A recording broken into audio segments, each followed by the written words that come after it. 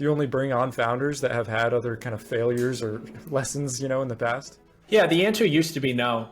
When you're young, you take on any work that's going to feed Right. the family. But as you mature and you start working through referrals, you can start saying yes and no. I am so happy to say that we have the possibility of saying no to projects today, but it's been a long road to be there. And when a project comes to us nowadays, they really have to fit with our core values, and they have to be amicable to our team that is going to work fast, work diligently, create scalable products, but also have a lot of fun.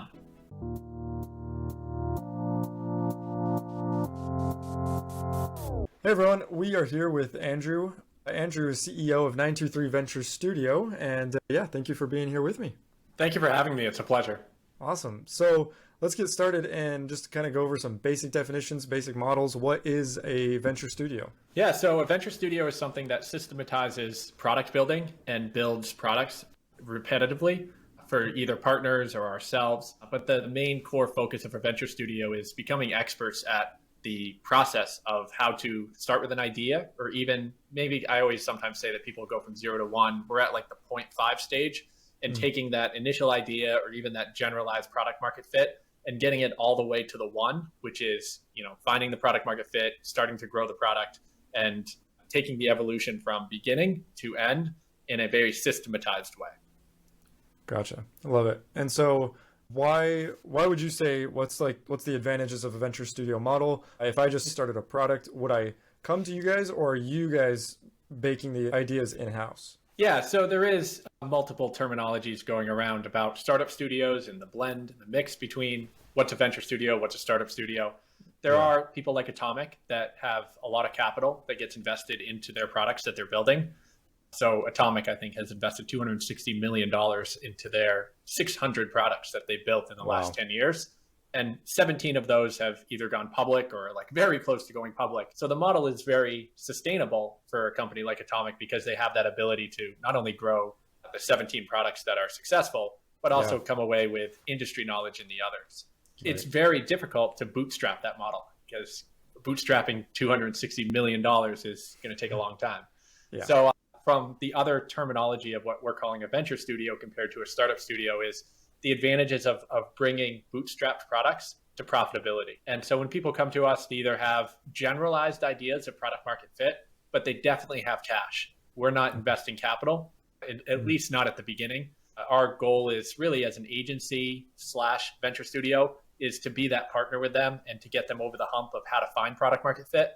And because we've built 14 startups ourselves, I think they appreciate the expertise and the guidance of how to get to that correct stage that they're trying to seek. But what I always pitch on the sales calls is if you build a product with 923, you're going to get a revenue generating MVP that allows you to go into testing with customers to build the correct features the next time, even if you missed it on the first one, but at least you're still making revenue.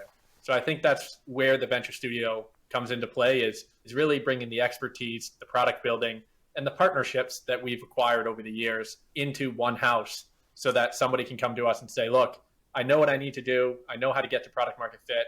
I have a generalized idea of what the product's supposed to do. Can you help me get over the finish line in a matter of 3 to 6 months? Gotcha. And then how does that partnership work? Like, are they paying you as a venture studio? Are you taking equity? How does that work? Yeah. So for the most part, it starts off as an agency.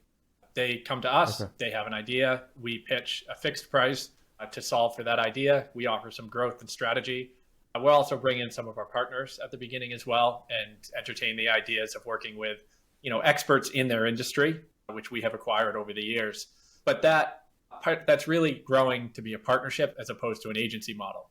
And I know a lot of agencies say they're partners, not agencies, but where this really climbs over the edge is we're not providing capital at the beginning. But as we get to that product market fit, we could set up maybe an operating agreement where we're going to be in it with the long haul with them. In some cases, we're even investing, like we're just a typical investor. And in other cases too, we're sitting on boards, being advisors, or even being the CTO in a box where my other half, my business partner, he is the CTO of the business, and they will utilize him as if they have acquired a CTO for their product. And that's the strategy and advisory that he can provide on top of just product building. Gotcha. And then maybe for you guys specifically, what companies do you work with? Is it like consumer goods, software? What is it? Yeah, so in the last 2 to 3 years now, we've been heavily based in IoT, which is the Okay. Internet of Things, and machine learning. Since 2019, we've had to make a decision of where we saw the future going, and we selected AI. And I think as of the last few months, AI has been in the news a lot, especially in software building. So we've made the right choice as compared Yeah. to like crypto or VR. But our industry knowledge and I think our expertise comes when we're connecting mobile devices to hardware devices. We've done it for allergy medicine, like allergen testing devices, baby Okay. monitors, washing machines, fire retardant clothing, things like that. So we are Interesting. heavily based in the knowledge of Bluetooth, Wi-Fi, and those types of radios connecting to mobile devices. Cool. Awesome. Well, yeah, no, thank you for explaining all that, going through it. So, kind of going more into the conceptual, we talked a little bit briefly about apprenticeships and how you really like encouraging people to do apprenticeships with people they admire, these more mentor type people. So, yeah, I guess could you just go over what is the logic behind that idea? Sure. So as we're becoming partners with more and more individuals running specific types of companies, a lot of the companies that we see become successful are with second time founders and second time entrepreneurs. Yeah. And peeling back the onion, we wanted to realize, who our ideal client was. And what we're starting to find is the same path that we've been on is the same path that seems to breed a successful entrepreneur. And that is the idea that you put in, they say the 10,000 hours, but you put in the work at a very young age when you're amicable and trying to figure out exactly what you want to be and finding an expert or finding an industry in which you can learn from for 2 to 5 years. Yeah. And as you put in that industry knowledge, whether you're building a startup or working as a W-2 employee, you are gaining skills and insights of how a specific industry works. And the more products we build and the more successful products that become profitable, I'm finding that there is a very strong correlation with individuals who have gone through an apprenticeship program, whether it was their first startup that failed, whether it was years and years in an industry and they said, I have an idea that can help solve all of my employees' problems, and then quitting that job and going to solve that problem. Or whether it's something that we did, which is, we worked 2 jobs for the first 5 years of our careers as an entrepreneur, and we didn't jump until we were fully capable of securing leads, especially like high profile leads after a long period of time. And so I think what's important to teach and important to understand is that from somebody on my viewpoint, looking at, 55 products in the last 10 years, the successful ones have been based on the fact that the CEO or the founding entrepreneur has had many, many attempts at bat and they have figured out how to fail. And then all of a sudden the product that looks to be successful now was because of those years of apprenticeship.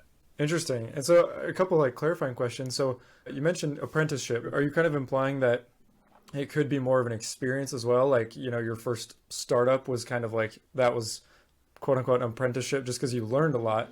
But then also there's an element of you could just have a person that's actually more experienced than you. Yeah, and if you look at the greats in history, Darwin was on a boat going to, I think it was South America every single day for 5 straight years, collecting samples to bring back home.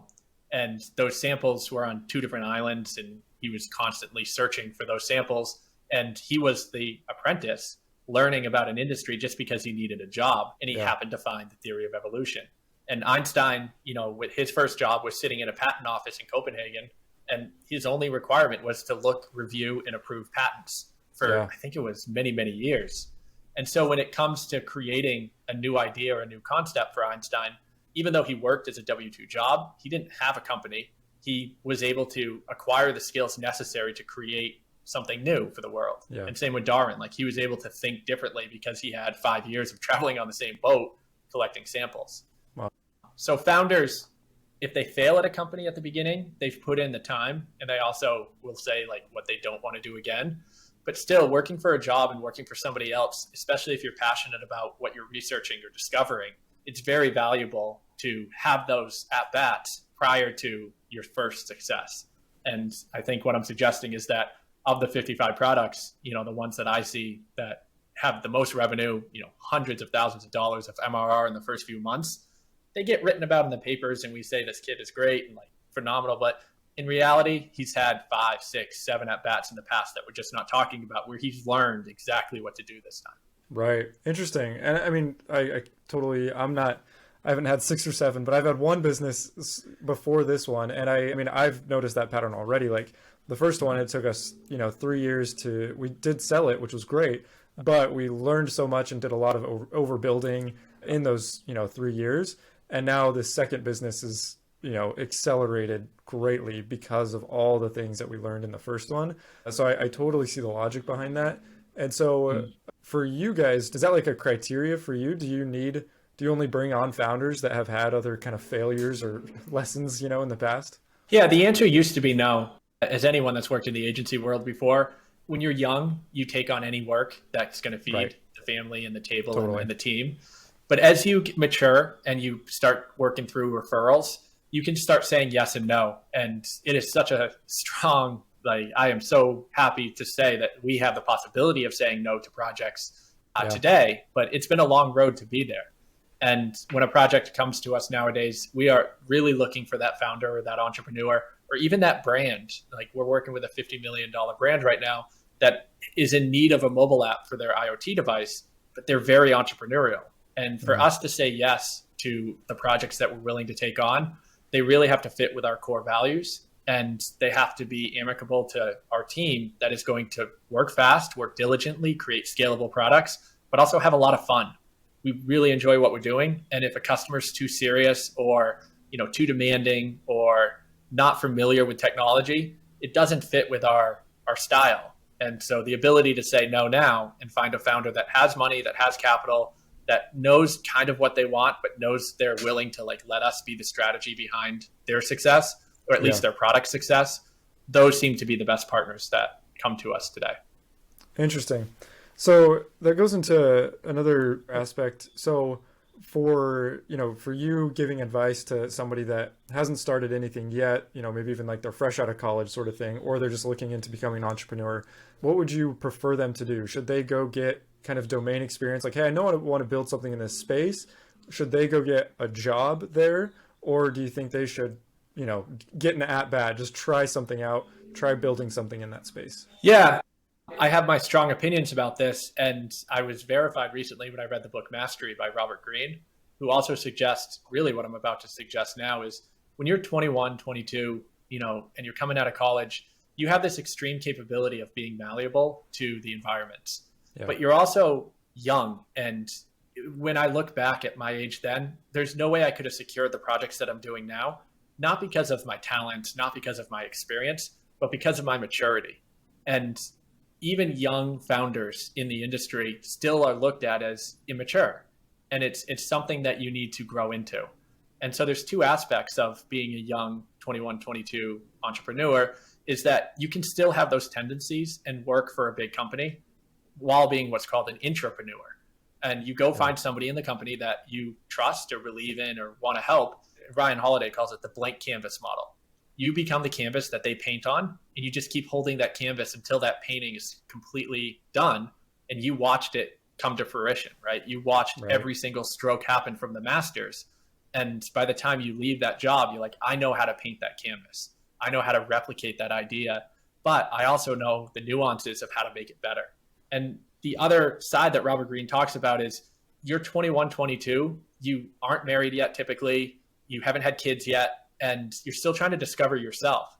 And if you pick a job that you think you're going to have fun at, and it's not creating fun for you because you're financially stressed or you're chasing a growth tactic that's going to take years to achieve, you're ruining the first 4 or 5 years of your life in which maturity and growing into being somebody that you truly are happy with of yourself, you're skipping out on that. And it's a disadvantage to yourself, but it's also a disadvantage if you're trying to find a partner that wants to be on the same wavelength with you, right? So you might as well use your energy to be an apprentice, enjoy yourself in those years to find exactly what industry and exactly what type of job you want to do. And when you're truly sure that that's what you want to do for the next 20, 30 years of your life, then jump in with your ideas and your entrepreneurship and go take the risk of being on your own without the possibility of failing. Think of it this way. If you have a job and you fail, you still have a job, right? At least as long as you don't do something for cause. But if you are an entrepreneur at 22 and you fail, you're out of money, you missed out on a bunch of dates, and you now have to start from scratch again. So Yeah, I think there is an advantage to being an apprentice. totally. Cool. I love it. And yeah, I mean, I think another thing too is, like you say, it takes people a while to figure out what they enjoy, and like you said, there's a lot of maturity that needs to take place. And so I think there is still pressure even in today's age for people to, or for like college kids to figure out exactly what they want, in college. Like, that's not going to happen, and like it's going to change so much over the first few years that you're actually in the workforce, right? Yes. Yeah.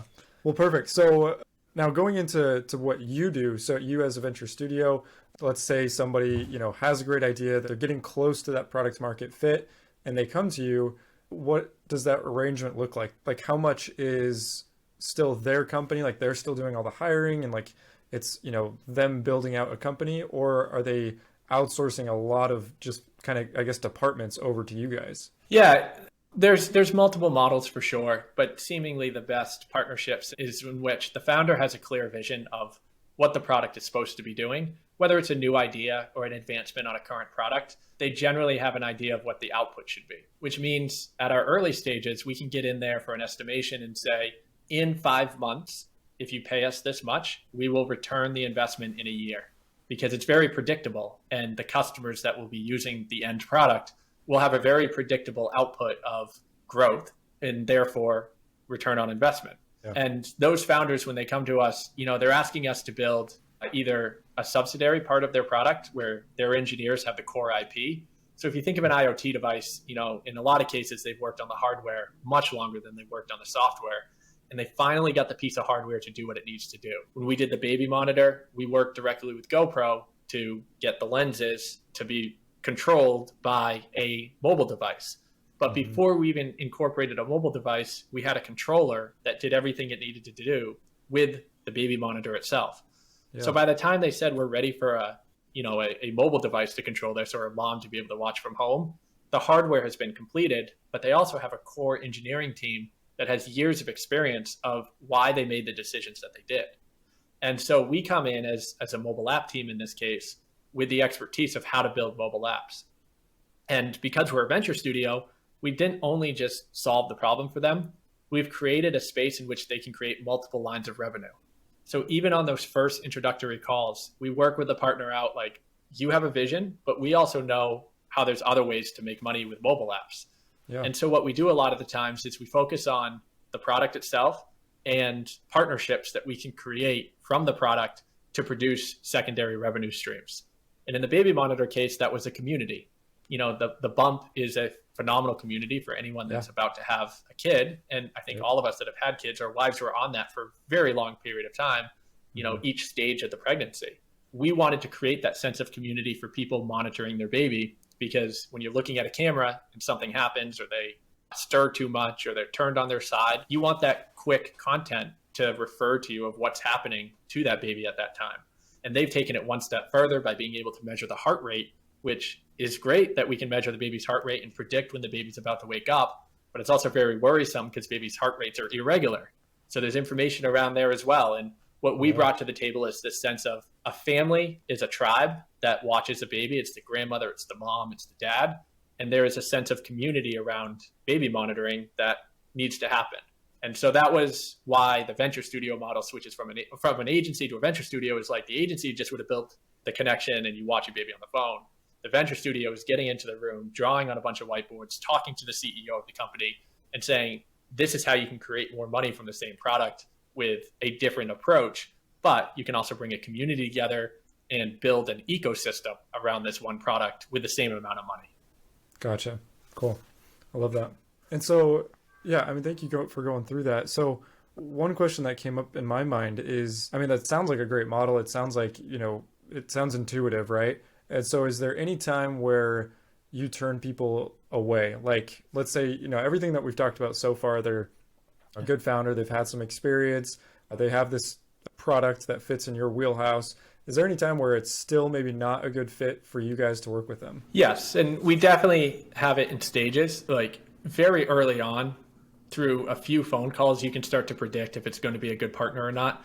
You get those tendencies of how people work, and the demanding individuals don't typically work well with us just because we're very good at what we do and we're very confident what we do. And if somebody starts telling us how to do our current jobs, we're like, we've done this before. Like, we don't need to change our procedures for you. We have enough customers. So that is easy to tell early on, especially in a customer journey. Yeah. The inexperienced entrepreneur also becomes difficult for us to work with. And that's harder to discover because a lot of people can fake the initial calls or at least pretend like they know an industry. And when you get going down a path, especially like in social media world and stuff, you have a younger crowd, a younger audience. It's harder to predict how the community will attract to social media. So if you're building a social media app or a community app or an influencer app, it's very hard to understand that the customer has the knowledge to drive the features. Even if they know, it's difficult to make that transaction. And usually you don't realize that one till middle of the project or the end of the project. But the engineers that come to us, you know, especially IoT projects, they're our favorite because they are engineers like us. They talk like engineers. They love organization. They see how we organize projects and like, this is great. It looks like an Excel sheet. I love Excel. And you're like, yeah, that's why we picked it, right? And engineers and engineers work great together. And I think, you know, I'm a true engineer by heart, so that works well. But to answer your question, like at the beginning of the project, it's the demanding ones we kind of shy away from. At the end of the project, it's the inexperienced ones that we discovered are truly inexperienced. And then the engineers, we just kind of work with like they're our team regardless because they're engineers. Right. Gotcha. Interesting. Cool. So really my last question to kind of wrap things up, do you have any books that you like founders to read, like wherever they're at their journey, maybe they're just starting out, like Lean Startup, for example, or, you know, Rocket Fuel, any books that you like to recommend? Yeah, the two you met, it's interesting, the division of the more you read entrepreneurial books, you realize that there's a lot of books based in the venture capital model. So Rocket Fuel is one that's, you know, around the idea of supporting a business, which is definitely a great book. But 0 to 1 and the Lean Startup is more catered towards if you're going venture backed and you need to grow at all costs. Blitz Scaling by the founder of LinkedIn, which is Reed. That's another great venture backed, you know, speaking book of why you should be venture backed. Yeah. But from a bootstrapping standpoint, I like the Rand Fishkin, you know, Mastery by Robert Greene, which I mentioned earlier. Rand Fishkin has one called Lost in Founder, which is a great book. And I truly like Dennis Felix's book, How to Get Rich, even though the title is awful. He was truly a bootstrapped founder. His book it's just a great read. He has a great story. But he also, I mean, his quotes are all over my wall. It's one of those thought-provoking how to produce money, but also like live a great life. So he's a good one as well. Perfect. Awesome. Yeah, I haven't heard of the How to Get Rich one. I'm excited to read that one. That's cool. Yeah. Well, yeah, title's bad recommendations. because it's not about how to get rich. It's like how to be a cool person. Yeah, that's probably why I never noticed it before. Yeah. Cool. Well, awesome. Well, yeah, thank you so much for being here with me, Andrew. Do you have any other tips or tricks, advice you want to give to the audience before we wrap up? No, I appreciate it. We covered a lot today. You know, you can find me at Andrew on Twitter. So it's Andrew Amann, Amann. And then my business is 923 Venture Studio. Sometimes we spell it with the numbers. Sometimes we spell it with the letters, depending on how many characters we're allowed to type. Those are the two places you can find me. Cool. Perfect. And I'll put those links in the description as well. But yeah, thank you again. I really enjoyed it. Thanks. Have a great afternoon. I appreciate you having me.